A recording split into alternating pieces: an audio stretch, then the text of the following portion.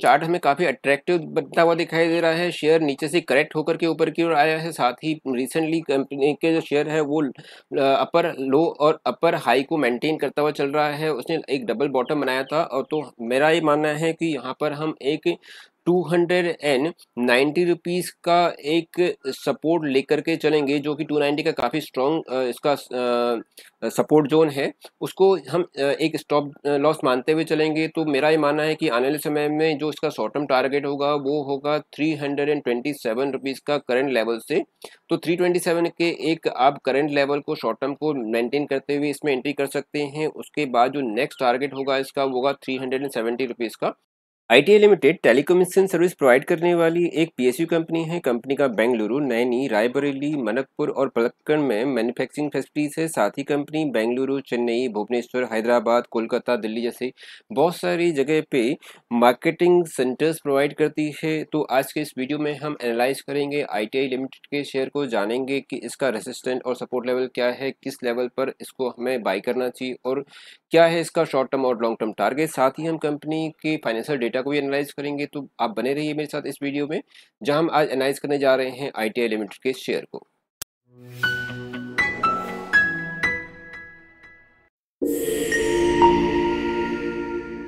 ITI के chart को अगर आप देखेंगे तो काफ़ी अट्रैक्टिव हमें दिखाई देता है यहाँ पर। और अगर हम इसको एनालाइज करेंगे, देखें कि शेयर के अंदर एक क्लियरली हमें एन पैटर्न आता हुआ दिखाई देता है, जिसमें कि शेयर ऊपर की ओर जाता हुआ दिखाई देता है।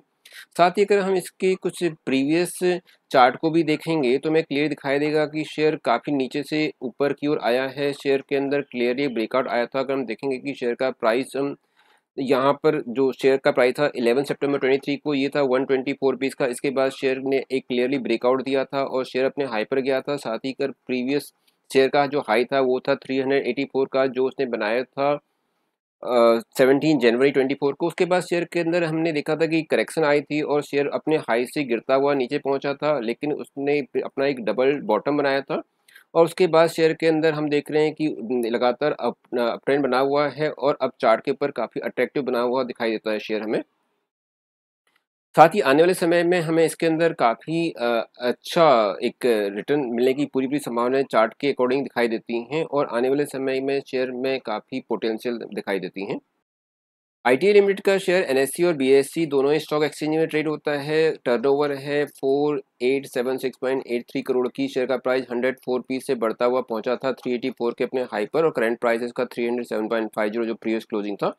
शेयर के अंदर वॉल्यूम बहुत हाई देखी गई है और प्रीवियस क्लोजिंग का था 319 रुपीज़ का। देखिए कंपनी का रिपोर्ट कार्ड हमें क्या बताता है। पी रेशियो है 83.84 माइनस में।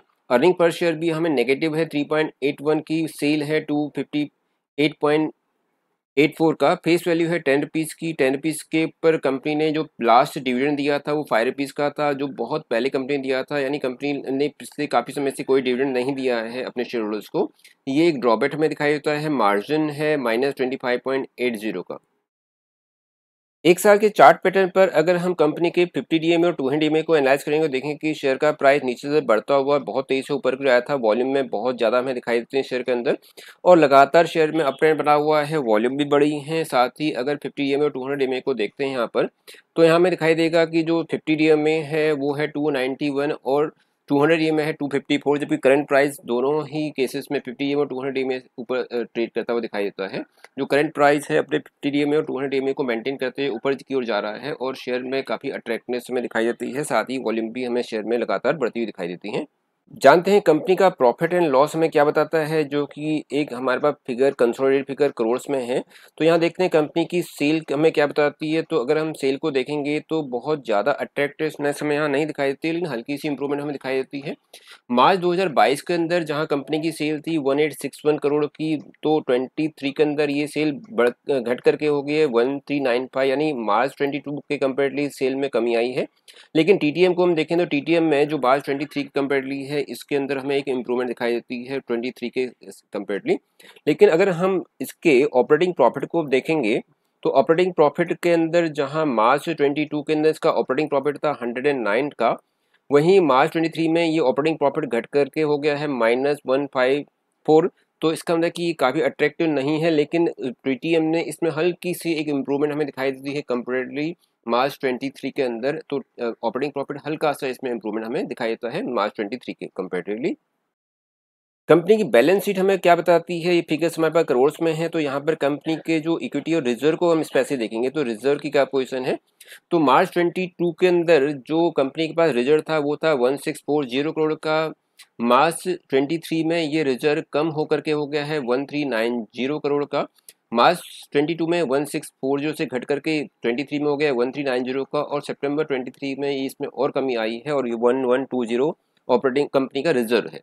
इसके अलावा कंपनी की बोरोविंग्स को अगर नजर डालें तो बोरोविंग्स में कंपनी के पास जो बोरोविंग मार्च 22 के अंदर थी वो थी 1613 करोड़ की। मार्च 23 में ये बढ़ के हो गई है 1877, और 23 के अंदर अगेन इसमें इंप्रूवमेंट हो गई है बोरोविंग्स में 1941 करोड़ की कंपनी की बोरोविंग्स है। देखते हैं कंपनी के शेयर होल्डिंग पैटर्न्स को। तो शेयर होल्डिंग पैटर्न्स में यहाँ कंपनी के अंदर जो प्रोमोटर्स की ओनरशिप है वो 90% की, ये जो एक गवर्नमेंट कंपनी है तो प्रेसिडेंट ऑफ इंडिया की इसके अंदर ओनरशिप है 90% की। म्यूचुअल फंड की इसके अंदर है 0.02% की म्यूचुअल फंड में। एफ का इसके अंदर 0.11% का है। नॉन इंस्टीट्यूशन को हम देखेंगे तो नॉन इंस्टीट्यूशन का इसके अंदर 1.97 का, और अदर पार्टीज का 7.9% की ओवरऑल होल्डिंग हमें कंपनी के अंदर दिखाई देती है। तो वापस लौटते हैं अपने चार्ट पर। तो चार्ट हमें काफ़ी अट्रैक्टिव बनता हुआ दिखाई दे रहा है। शेयर नीचे से करेक्ट होकर के ऊपर की ओर आया है। साथ ही रिसेंटली कंपनी के जो शेयर है वो अपर लो और अपर हाई को मेंटेन करता हुआ चल रहा है। उसने एक डबल बॉटम बनाया था, और तो मेरा ये मानना है कि यहाँ पर हम एक 290 रुपीज़ का एक सपोर्ट लेकर के चलेंगे, जो कि 290 का काफ़ी स्ट्रॉन्ग इसका सपोर्ट जोन है।